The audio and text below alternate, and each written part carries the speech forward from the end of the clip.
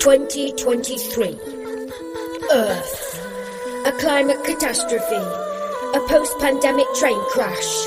Possibly one of the stupidest times in history to procreate. I am Shara, Mummers of Power.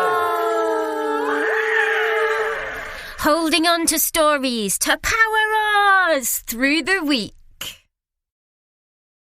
Hello. It's been a while, hasn't it, since I did one of these. So I just thought I'm going to drop in and have a little quick chat about just parenting a toddler and, you know, trying to go and do things. So last weekend I went to the Nottingham Puppet Festival and I've been trying to plan things every weekend because I think that when you have a toddler, you kind of get into this kind of vibe of feeling like you're under house arrest by this so incredibly cute little human being who also keeps pooing all the time and having nervous breakdowns about mad stuff. So there was a night. There was a night a couple of weeks ago where I was like, I'm just going to have a bath, baby. And he'd got into his car and he was chill. And he just went absolutely ballistic at me. You know, he was like, no, Mummy, you are too small for that bath. It is too big for you. And he was so obsessed with it that it was almost I almost felt like I'd been gaslit or something. You know, I was lying in the bath thinking, oh my God, maybe the baby's psychic. And he knows that the bath is going to kill me somehow. I don't know, I'm going to have a seizure in the bath, or, you know, has the water been infected by E. coli? You know, obviously you're very tired when you've got a toddler, but yeah, you know, that was some of the shit that I was lying there thinking, having my in inverted, whatever they are, relaxing bath. Oh Lord. Anyway, so something I've been quite oh, I don't know if I can do this. And I don't know if this is being a parent of a toddler or having ADHD or being a little bit anxious or just all of those things rolled into one. But I've been really kind of cautious about taking him to a city or just somewhere that isn't a wide open field. I feel like I spend all my time in a field covered in mud with the kid and the Labrador. You know, I feel like that's my life now, yeah? And in between those moments in a field, windswept somewhere or in a storm, I'm I'm at home feeling like I've got cabin fever. Yeah, I'm not saying I don't enjoy being a mum. It's great being a mum, but it's also a bit I don't know, I feel like it's a bit like being a soldier of the flesh, you know, or some shit like that. Is that melodramatic? Probably. Well, I don't care. That's how it feels. So yeah, anyway, he went through this phase. Basically, they had Gingerbread Man on the BBC, played by the Philharmonic Orchestra. So I'm also thinking maybe he's some kind of really posh dude reincarnated into my little boy. And he was mad for it. He was absolutely mad for it. But then what he started to do after he'd watched the Gingerbread Man, which basically is the whole premise of it, is the Gingerbread Man running away.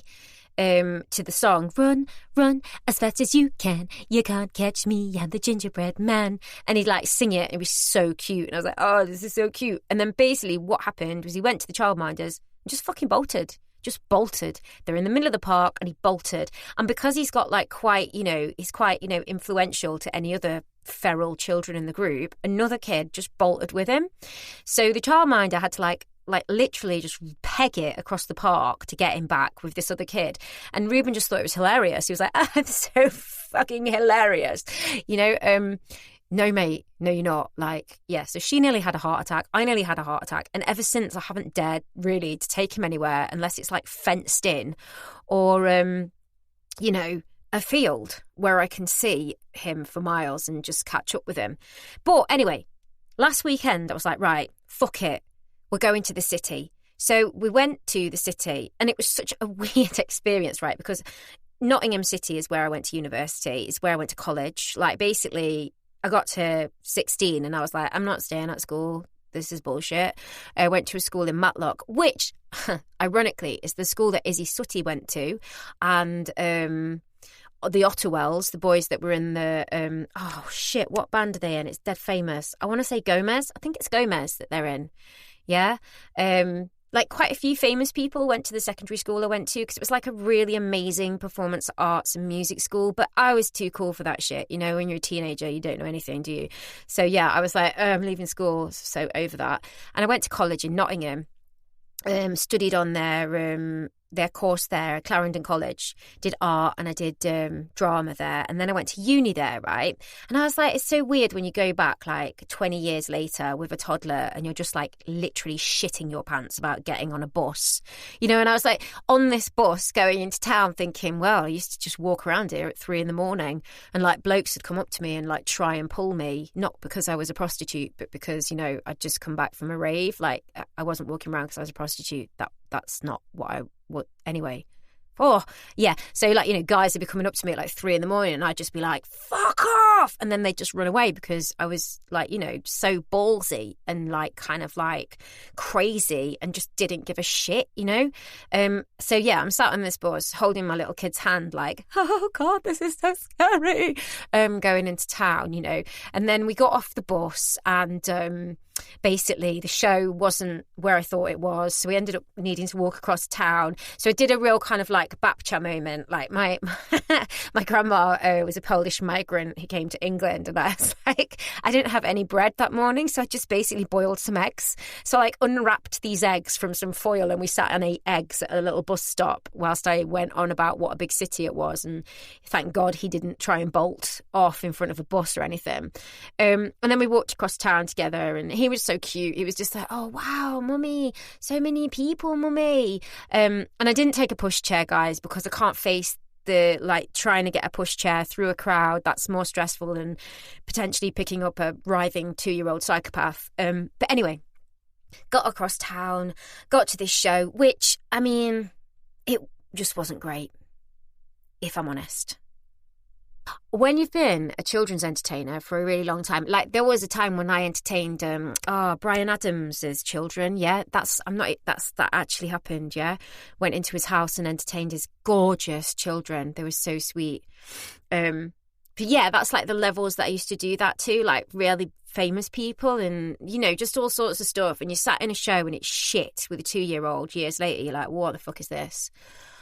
I wanted to take the puppet and smash it over the girl's head that was doing the show. I was like, this is so shit. And the whole show was so weird. It was about this kid that was going to clean his mum's house so that he could be a grown-up. And I was just like, this is bullshit. Like, and then also when you've got a 2-year-old, you're like sat there trying not to vibe how bullshit you think something is, because you know your 2-year-old's going to vibe it off of you and be like, well, this is bullshit. And then like kick off. And you know it's kind of going to be your fault because you're the one vibing how bullshit it is, even though it is bullshit, you know. But he hasn't got any experience as a children's entertainer unless it was in a previous life. So yeah, he didn't really know that. Anyway, we watched the whole of this show, then we came out and then we saw loads of amazing puppets, went to meet my mate who also has a 2-year-old but is younger than my 2-year-old. So that was really liberating for me because I was like, my kid's not as crazy as that kid. Brilliant, because he's got like 6 months on him. So like he's like, I mean, there was a moment where my mate was on the phone and I was like, fuck me, I've got 2 psychotic 2-year-olds to deal with here. And we were on a skate park. I don't know why me and my mate thought it'd be a good idea to go to the skate park. We've both got ADHD. There was one point where she just kind of stopped and went, Charlie, it's really loud here, isn't it? And I was like, yeah, just don't think about it, mate. Just don't think about it. She's a mother of 3, so she had ingeniously brought like a bubble gun with her, like a machine gun that fires out bubbles instead of bullets. It was epic. Not so much when some kids wanted to try it and I didn't know if they were going to steal it or not, but you know, that bubble, it was so precious, you know, so precious. I had a little panic attack when that happened as well. But anyway, where was I? We're on the skate park. I'm trying to like chase her 2 kids, you know, and then I think after I'd been with her for like maybe, I don't know, an hour, I was like, wow, I've said 1 sentence to her so far.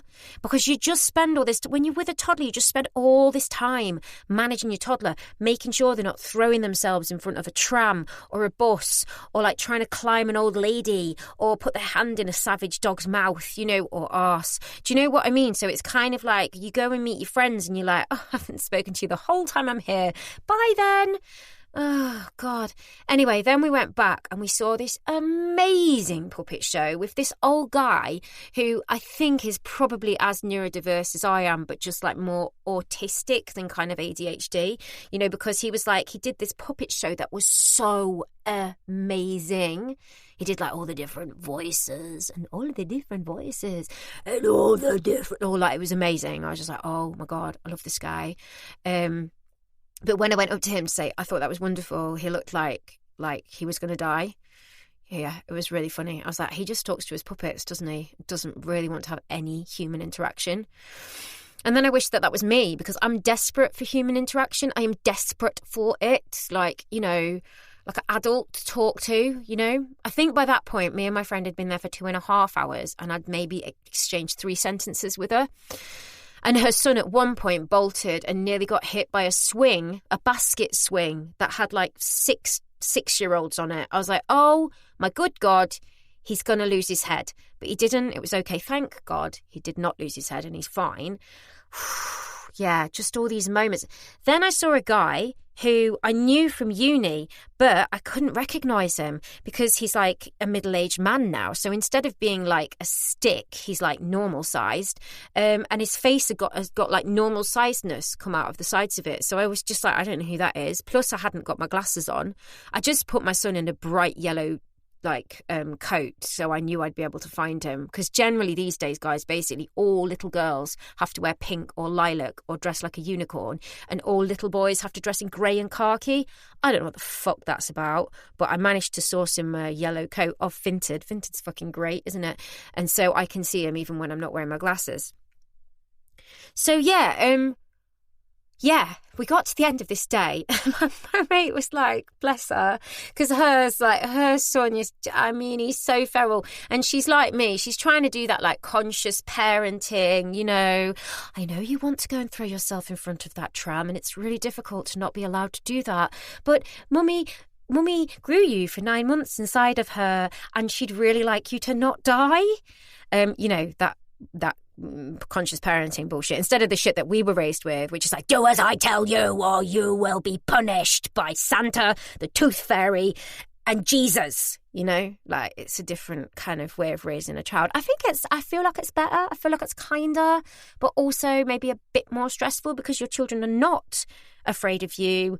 They're just like, how can I fuck with you a little bit more? You know, they're just like feral and wild.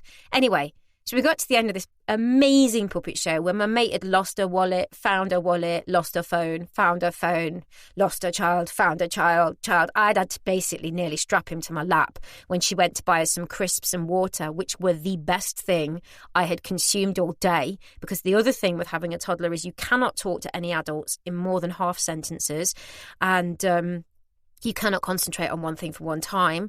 And, you know, you cannot eat or drink because there is no time for that shit. Yeah, so after all of that, my mate just turned to me and went, you know what, Charlie, I think I just went, when I was in the library getting the crisps, I spoke to this man in there. He works there, and he said that there's a room there with a door that you can shut. And I asked him if we can use it. And I was like, okay, mate. What? And she's like, I just need to be sitting in a room with a shut door, Charlie, just for 10 minutes so I can get my shit together. And I was like, oh shit, yeah, of course, mate, let's go. And so we went and sat in this like little, it was a glass room. It would be like a really good kind of like museum kind of like exhibition. Tired mothers with their psychotic children that they chose to have and they love, but have closed themselves in a fishbowl for. Just for that moment of safety and sanity. She was so right. It was beautiful. We just sat in the little fishbowl, still not talking because we were too fucking tired at that point to talk. I mean, I think she said to me, oh, Charlie, there are so many things I wanted to talk to you about today. And I was like, yeah. Oh, well. I'm just trying not to have a panic attack, mate, about what bus I'm going to catch back. And she was like, yeah. But anyway, we had that moment together, then we had a cuddle, and the boys wrestled each other to the ground and fought over a ping pong ball for a bit. And then we went home. And I picked my son up, took him down Market Square. And we saw these incredible giant puppets. And then I carried him, which was really hard because he's massive, because he was so tired, bless him, but it was such a wonderful time.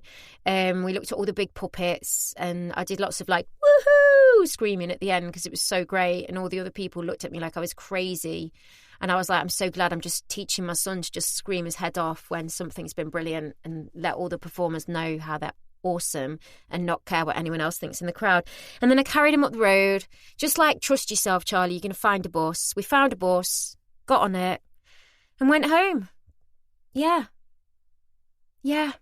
So, I think probably my message for this crazy rambling rant this week is just like, it's intense and it's scary and it's full on being a toddler parent, but get out there. Take some boiled eggs wrapped in foil. And if all else fails, find a nice room with a door you can close where you can just take a moment to eat the rest of your crisps, watch your kids have a fight over a ping pong ball, and breathe. Yeah. That's all from me this week, Shara. Momness of power. Ta-ra, my ducky chickens. Ta-ra.